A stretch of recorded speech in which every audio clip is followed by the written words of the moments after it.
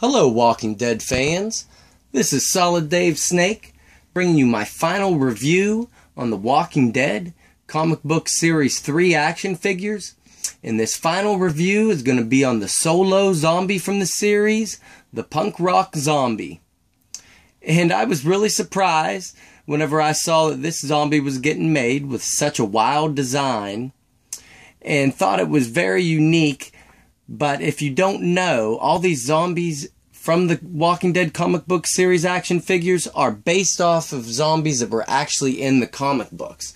And this figure is no different. He was from the issue whenever Tyrese was coming back from looking for Rick and Michonne and Glenn whenever they were at Woodbury and couldn't find him, and he was coming back, and this is one of the zombies that was in the field.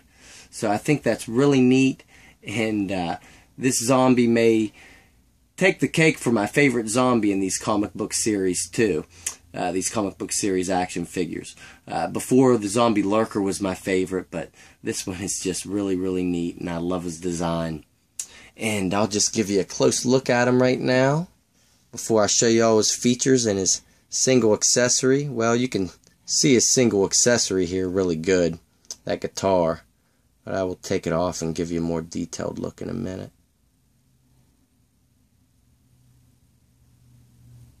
He is just an incredibly detailed zombie with this whole get-up. Green mohawk is pretty awesome. And this guitar, the easiest way to take it off is to take off that mohawk and slide it right over. And the guitar itself has really neat detail with giving it a scuffed and damaged look. There's little nicks and damage all throughout it. Like this guy got attacked while he was on stage at a rock show and just kept on going with all his gear. And this sling's nice because you can throw that over his shoulder, have it look like he's just walking around with it. And this guitar actually has a breakaway feature like the zombie himself too.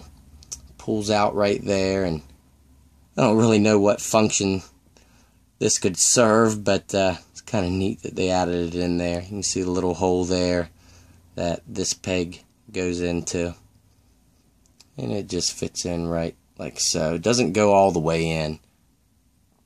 Kind of looks a little weird where it connects, but pretty neat nonetheless. And now I'll give you a real good up close look at this zombie. His face is really gnarly. That mohawk falls off very easy. That's kind of one of my complaints. They should have put a peg in it. But he's very decayed. His teeth are protruding out, and the seam's kind of noticeable where you can detach that mohawk, and even this skin tone is a little different, and it just pulls off real easy. Like I said, it'd be nice if I had a peg in there to hold on better, but after you take it off, you can see his skull and his brain inside there. So great detail in that head. Great feature. And he's got blood coming down his mouth and neck. This collar is actually a separate piece, and you can turn it around. And if you popped off his head, I'm sure you could even take it off if you wanted. But I don't know why you'd want to. And his shirt says, "Punk isn't dead." Or "Punk's not dead." It's kind of hard to read it there. It's tore right here. Can't even see the D on dead. But no, that's what it's supposed to be. And he's got a studded belt with the Anarchy logo there, which is really neat. He's kind of orangish pants. He's got those bracers on his rock gauntlets on both wrists. Has rips all through his pants, and has really nice detail on these rock boots. with the green laces and straps, even tread on the bottom of the boots. So pretty neat. And he does break away here at the left arm, which is my favorite break point. This is kind of how the zombie lurkers was from series 1.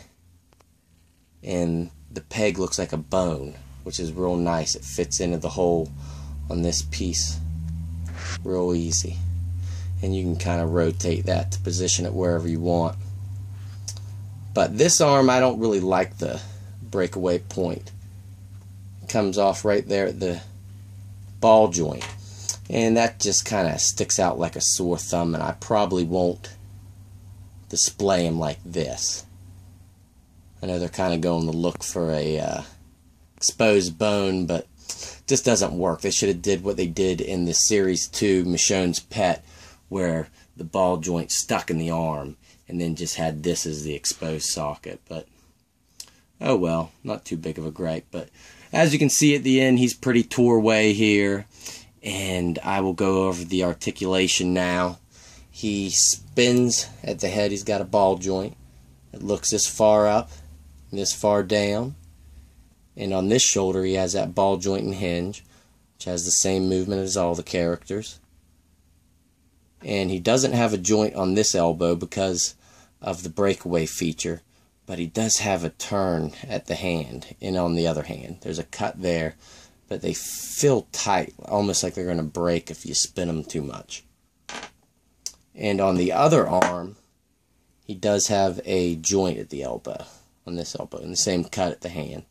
And you can move around him at the shoulder whenever it's connected in at the ball joint. But then he has a cut at the waist, which will turn all the way around. There's no restriction. And ball joints at the hips. The zombie doesn't have the updated character articulation like the other figures in this series. And he has a single jointed knee and a ball joint so you can get rotation out of it. And a cut here at the boot as well, which is hidden really nice. But nothing below that. So, all in all, he is a really neat zombie. He might be my favorite. Him or the zombie lurker. They're both something else. But as you can see, you can get them pretty broken down here.